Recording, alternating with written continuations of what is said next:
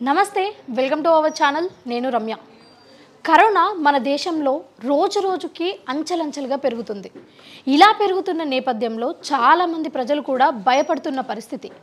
ఇలా భయపడడానికి కారణం ఏంటో కూడా మనందరికీ తెలుసు ఒకప్పుడు కరోనా వచ్చినప్పుడు ఎంతమంది నష్టపోయారు అన్నది మనకు తెలుసు అయితే ఒక్కసారి ఇక్కడ ముఖ్యంగా మనం చూసుకున్నట్టయితే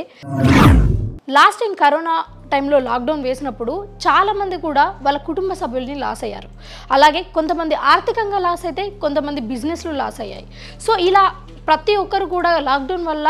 చాలా కోల్పోయారు దీనికోసం మళ్ళీ ఇప్పుడు లాక్డౌన్ పెడుతున్నారా లేదా అన్న కన్ఫ్యూజన్లో పడ్డారు ఇదే కన్ఫ్యూజన్లో చాలామంది భయపడుతున్నారు కూడా అయితే ఇక్కడ ముఖ్యంగా మనం ఒకసారి కరోనా గురించి చర్చించుకున్నట్టయితే కరోనా ఈ 24 గంటల్లో 4 మంది చనిపోయారు అలాగే ఇదే 24 గంటల్లో కరోనా 59 కొత్త యాక్టివ్ కేసులు అనేది మన భారతదేశంలో నమోదయ్యాయి ఇలా చాలా వరకు కూడా కరోనా కేసులు అనేది విస్తృతంగా పెరుగుతూనే పోతున్నాయి ఎందుకంటే ఒక్కసారి మనం చూసుకున్నట్టయితే ఒక 2 వారాల క్రితం రోజుకి ఒక 2 నుంచి 3% పెరిగే కరోనా ఇప్పుడు ఏకంగా 30%కి చేరుకుంది అయితే ఇక్కడ ఇంకొకటి మనం ముఖ్యంగా చూడాల్సిన విషయం ఏంటంటే మన దేశవ్యాప్తంగా ఎక్కువ ఏ రాష్ట్రాలలో కరోనా అనేది స్ప్రెడ్ అయింది అన్నది మనం చూసుకున్నట్టయితే ఇక్కడ కేరళలో 1964 మహారాష్ట్రలో 609 ఢిల్లీలో 770 పశ్చిమ బెంగాల్లో 801 కర్ణాటకలో 480 గుజరాత్లో 1138 సో ఇక్కడ ఒకసారి మనం చూసుకున్నట్టయితే ఎక్కువ శాతం కూడా ఈ కరోనా కేసులు ఎక్కువ యాక్టివ్ ఉన్న ప్లేస్ ఏంటి అంటే కేరళ అని చెప్పుకోవచ్చు అండ్ తక్కువ మొత్తంలో కూడా కర్ణాటక ఉంది అది కూడా జస్ట్ ఒక 480 కేసులు మాత్రమే ఇక్కడ ముఖ్యంగా మనం చెప్పుకోవాల్సిన విషయం ఏంటి అంటే మే 22వ తారీఖుకి కేవలం 257 యాక్టివ్ కరోనా కేసులు మన భారతదేశంలో ఉంటే కేవలం 2 వారాల్లోనే ఏకంగా 6000కు చేరుకుంది సో ఇలా విపరీతంగా కరోనా కేసులు పెరగడం అందరినీ కూడా కొంచెం భయాందోళనకి గురవుతున్నారు సో ఇక్కడ అసలు కరోనా ఎందుకు ఇంత ఫాస్ట్గా స్ప్రెడ్ అవుతుంది అన్నది మనం ఒకసారి చూసుకున్నట్టయితే కరోనాలోని ఒమిక్రాన్ అనే ఒక వేరియంట్ ఈ వేరియంట్లో ఉప వేరియంట్ LP181 NB181 సో ఇదంతా కూడా వరల్డ్ వైడ్గా ఇది ఎక్కువ కూడా వ్యాప్తి చెందుతుంది ఇది ఏకంగా ప్రపంచవ్యాప్తంగానే 10%గా స్ప్రెడ్ అవుతూ ఉంది ఇది ఎక్కువగా స్ప్రెడ్ అవ్వడానికి కారణం ఏంటి అంటే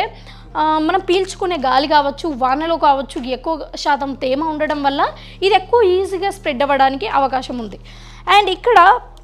ఒక్కసారి మనం గమనించినట్టయితే ఒక్క రోజులోనే దేశవ్యాప్తంగా 4 చనిపోయారంటే ఈ కరోనా అనేది ఎంత ఫాస్ట్గా స్ప్రెడ్ అవుతుంది అన్నది మనం తెలుసుకోవచ్చు దీన్ని ఉదాహరణగా తీసుకొని ఇక నుంచైనా మనం బేసిక్ రూల్స్ అనేటివి పాటించాల్సి వస్తుంది ఎందుకంటే చాలామంది నిపుణులు చెబుతున్నారు ఈసారి కరోనాలోని ఒమిక్రాన్ వేరియంట్ అంత ఎక్కువ శాతంగా చూపించట్లేదు చాలామంది ఇలా చెప్తున్నారని చాలామంది కూడా నిర్లక్ష్యం చేస్తున్నారు ఇలా నిర్లక్ష్యం చేయడంతో పాటు చాలామంది చనిపోవడం జరుగుతుంది అదే ఒకే రోజులో చాలా కరోనా కేసెస్ యాక్టివ్ అవ్వడం కూడా జరుగుతుంది అయితే ఇప్పుడు ఇక్కడ ముఖ్యంగా మనం గమనించాల్సిన విషయం ఏంటి అంటే ఈ కరోనా కేసులు పెరుగుతున్నప్పటికీ కూడా చాలా వరకు కూడా కరోనా COVID-19 వచ్చి మళ్ళీ తగ్గుతున్న విషయం కూడా మనం ఒకసారి గమనించాలి ఇప్పుడు మన దేశం మొత్తంగా కూడా 6491 కరోనా కేసెస్ ఉంటే డిశ్చార్జ్డ్ 6861 ఉంది అంటే ఇక్కడ కరోనా కేసెస్ పెరుగుతున్నప్పటికీ చాలామంది కూడా కరోనా వచ్చి మళ్ళీ వాళ్ళు క్యూర్ అవ్వడం కూడా జరుగుతుంది క్యూర్ అయినప్పటికీ చాలామంది కూడా చనిపోతున్నారు సో ఇక్కడ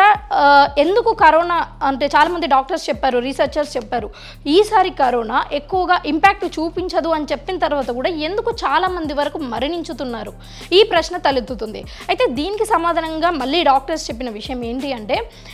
కరోనా ఎవరికైతే వస్తుందో మళ్ళీ వాళ్ళకి ఆల్రెడీ అంతకు ముందే ఇంకా ఏదైనా వ్యాధులు ఉండేది ఉంటే కంపల్సరీ ఖచ్చితమైన చికిత్స పొందాల్సి ఉంటుంది అదే నార్మల్గా ఆరోగ్యంగా ఉండి కరోనా వచ్చేది ఉంటే అంత ఇంపాక్ట్ చూపించదు అని చెప్తున్నారు సో ఇక నుంచి అయినా మీకు ఏదైనా కరోనా సిమ్టమ్స్ ఉంటే దీర్ఘకాలికంగా మీరు ఏదైనా ఆరోగ్య సమస్యలతో బాధపడుతున్నట్టయితే ఇక నుంచి మీరు జాగ్రత్తగా ఉండాలి అని నేను సూచిస్తున్నాను అలాగే కేంద్ర మంత్రి శాఖ కూడా ఈ కేరళలో ఇలా విస్తృతంగా పెరుగుతున్న కరోనా కేసెస్ పైన కూడా ఒక నోటీస్ జారీ చేయడం జరిగింది అది ఏంటి అంటే హాస్పిటల్స్లలో ఈ కరోనా కేసెస్ పెరగడం వల్ల ఆక్సిజన్ వెంటిలేటర్స్ బెడ్స్ ఇవన్నీ కూడా ఉన్నాయా లేవా చూసుకోండి అని అన్ని హాస్పిటల్స్కి జారీ చేయడం కూడా జరిగింది